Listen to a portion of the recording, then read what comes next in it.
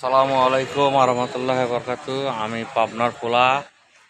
এই যে হোয়াটসঅ্যাপ বিল্লাল বাইরে নিয়ে যে টল শুরু হয়েছে হোয়াটসঅ্যাপে, কেউ বলতেছে হোয়াটসঅ্যাপ বিল্লাল, কেউ বলছে দর্শক বিল্লাল, কেউ বলছে বিশ্বক বিল্লাল, কেউ বলতেছে লাইট বিল্লাল, এক একজন এক রকম। এই যে নামের ফসি, এইগুলো যে নামের ফসি বাইর করতেছে, এটা কি ঠিক?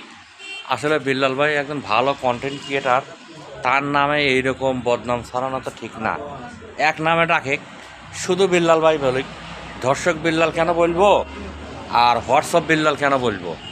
যেখানে একটা নাম বলতে পারে যে বিল্লাল ভাই, আমাদের বিল্লাল ভাইয়ের আইডি হারা গেছে, বিল্লাল ভাই এরকম ভিডিও করছে, এরকম হয়েছে, এটা বলি।